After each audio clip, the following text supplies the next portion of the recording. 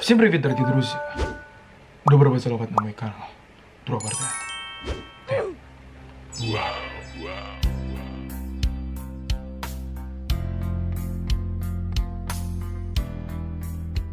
Nah, jadi hari ini kita bakal membahas tentang sebuah konspirasi yang bercampur aduk dengan fakta, yaitu temanya sayuran, guys. Pasti dibilang nggak serius lagi. Beberapa dari kalian pasti sudah mikir kalau sayuran ini ya makanan sehat, vitamin. Tapi yang kubahas kali ini itu berbeda 180 derajat. Jadi sayuran itu mungkin bisa menjadi sebuah bencana untuk kehidupan kita. Oke, jadi sini ada beberapa kasus dari berbagai jenis sayuran. Yang pertama kita bahas itu cabai. Oke, Hap. Makan nggak serius lagi. Oke, yang pertama. Jadi cabai-cabean. Nah, jadi kalian sudah pasti nggak asing banget sama cabai ya. Akhir-akhir ini banyak banget konten creator yang membuat challenge di YouTube atau di luar negeri itu biasanya kompetisi makan cabai, guys. Ya pasti kita tahu lah kalau challenge itu memang acara hiburan doang biar kita tuh terhibur gitu. Tapi bagi kalian yang suka bikin challenge makan cabai atau ikut kompetisi, mulai hati-hati. Kita baca aja. Di tahun 2008 silam, Andrew Lee, seorang chef dari Inggris meninggal karena melakukan challenge semacam itu, guys. Lee dan adik pacarnya melakukan challenge siapa yang lebih tahan makan pedas. Mereka dan antusias melakukan challenge itu. Dan kebetulan Lee juga seorang chef, dia pun menyiapkan sendiri saus yang digunakan untuk challenge nanti. Setelah berpedas-pedas ria, akhirnya si Lee itu sebagai pemenang di challenge tersebut. Bangga dong, bangga banget. Tapi sayangnya tuh hanya kebanggaan sesaat, guys. Mungkin di kala itu si Lee itu nggak ngerasain efek sampingnya. Namun di malam hari, Lee merasa gatal di seluruh tubuhnya. Mengetahui Lee kegatalan, siapa sih yang bikin? Maksudku gatal-gatal di seluruh tubuhnya. Akhirnya pacarnya tuh terus menggaruk tubuh Lee sampai Lee tenang dan tertidur. Namun di pagi harinya, Lee tidak bisa bergerak sama sekali. Dan setelah diperiksa, dia sudah meninggal. Awalnya dia diduga terkena serangan jantung. Tapi keluarga Lee mengaku kalau Lee orang yang sangat sehat dan tidak memiliki riwayat penyakit jantung. Setelah diperiksa, peneliti menduga kalau Lee terkena alergi akibat saus yang ia buat menggunakan sangat banyak cabai. Nah, jadi sebenarnya cabai itu mengandung capsaicin.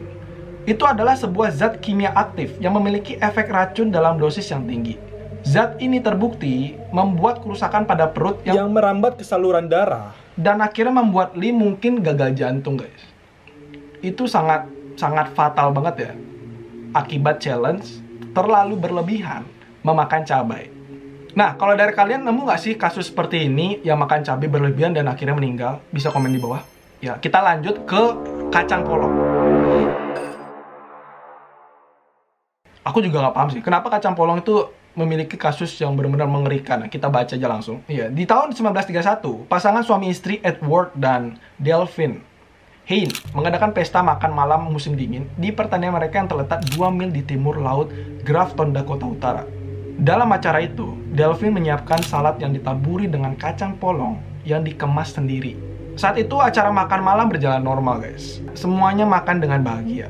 Tapi beberapa hari kemudian, 13 orang yang menghadiri acara makan malam itu jatuh sakit dan meninggal. Termasuk juga keluarga Hein dan 3 dari 6 anak mereka. Nah, jadi di sini tertulis gejalanya itu meliputi pandangan yang kabur, kesulitan menelan dan berbicara. Pihak yang mengurusi kasus ini mengklaim bahwa kacang polong lah yang menjadi penyebab kematian mereka. Wow, kacang polong yang selama ini aku campur sama nasi goreng bisa meninggal. Diduga kacang polong yang dipakai telah terkontaminasi racun ini diproduksi oleh bakteri Clostridium botulinum yang menyebabkan keracunan botulisme. Bener, guys. Apa sih bakteri Clostridium botulisme? Ngomong apa? Cari di Google. Anak muda tidak boleh bermalas-malasan. Nah, jadi ini beruntung 3 anak Hein yang lain, Richard, Marvin, dan Wilfred, saat itu masih kecil, guys. Jadi dia tuh tidak bisa makan kacang polong tersebut. Setelah dari kejadian itu, mereka dirawat oleh paman dan bibinya. Ya, meskipun mereka secara jasmani terlihat sehat, atas kejadian tersebut, itu membuat mereka menjadi trauma dan stres selama mereka hidup bersama bibi dan pamannya. Namun dia bersyukur kalau mereka itu selamat dari kejadian tersebut dan selalu merindukan keluarga mereka. Kematian itu memang di tangan Tuhan, guys. Ya, dari tangan Tuhan. Sedih sih. Karena kacang polong, guys. Jadi buat teman-teman yang suka makan ciki, kacang polong, kan harus cek dulu.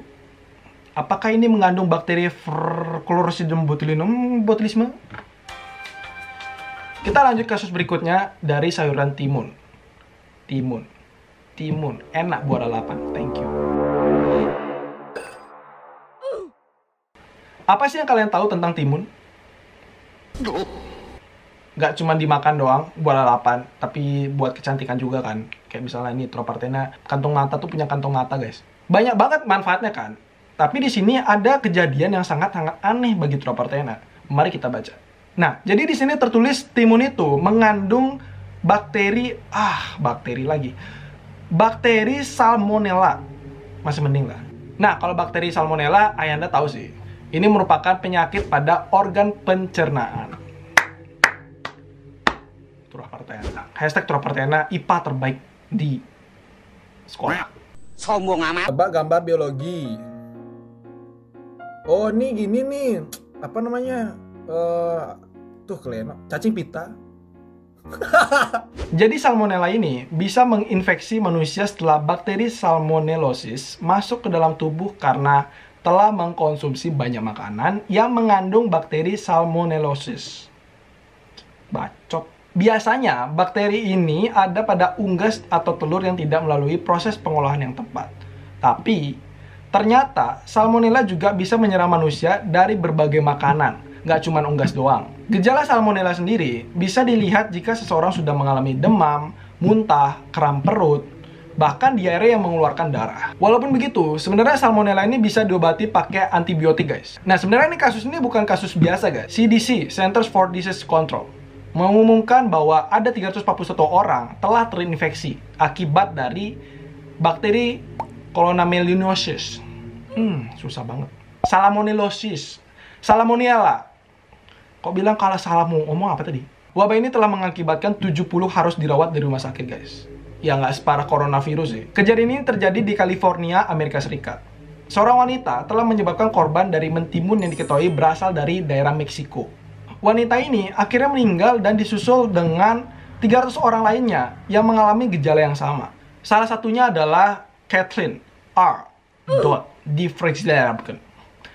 Sulit banget. Kathleen mengaku ia merasa tidak enak badan setelah memakan salad yang ia makan di sebuah restoran bernama Red Lobster di Minnesota. Hal itu membuatnya harus dirawat di rumah sakit selama 5 hari, guys. Ditambah rehabilitas selama 6 hari.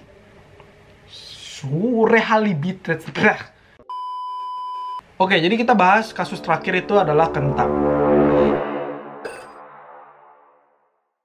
Kentang yang dipotong panjang, terus digoreng, deep fried, terus dikasih micin sama garam. Enak. Jadi pingin jeko. Kok malah jeko sih? Nah, jadi sini kalian harus tahu sih, kentang itu mengandung toxic alkaloid. Apa nih? Apa tuh? Mari kita cari Google. Toxic alkaloid atau glycoalkaloids. Glycol adalah zat yang secara alami dihasilkan oleh tanaman yang berasal dari family Solanaceae. Solanaceae. Apa lagi? Ya sudahlah. Intinya, jadi zat itu menyebabkan keracunan kalau kita makan, guys. Walaupun sudah dimasak sekalipun, itu tetap berbahaya, guys, karena mengandung racun itu. Nah, jadi kita langsungnya bahas satu kejadian yang di sini menurutku cukup serem juga. Di sini letaknya di kota Laisevo, Rusia. Kejadiannya dialami oleh Mikhail Selisev dan keluarganya itu meninggal karena kentang. Mikhail sendiri ini merupakan seorang profesor berumur 42 tahun di Fakultas Hukum Universitas Kazan yang sangat dihormati di Rusia. Suatu hari dia turun ke basement rumahnya. Tapi setelah sekian lama dia turun ke bawah, Mikhail itu tidak balik lagi ke atas, guys. Akhirnya istri Mikhail itu mencari dari lantai atas sampai bawah. Ketika dia turun ke bawah, dia sudah melihat suaminya tergeletak di lantai dengan wajah yang pucat. Bingung kenapa ayahnya dan ibunya nggak segera naik ke atas. Akhirnya anaknya Georgie yang berumur 18 tahun turun untuk mengecek mereka. Tapi sayangnya, dia juga ikut pingsan bersama ibu dan ayahnya. Di saat Georgie turun ke bawah, Irida merupakan neneknya sendiri. Nenek Jordi itu merasa takut dan mencoba menghubungi tetangganya untuk memanggil bantuan. Saking tetangganya itu lama datang ke rumahnya, akhirnya nenek itu merasa khawatir dan memutuskan untuk turun ke bawah. Namun sayangnya, nenek itu memiliki nasib yang sama dengan mereka. Ketika bantuan datang, keempat anggota keluarga ini ditemukan meninggal dunia. Semua orang di rumah itu meninggal, kecuali satu anak perempuan yang berumur 8 tahun. Ya kasihan sih, masih kecil gitu kan.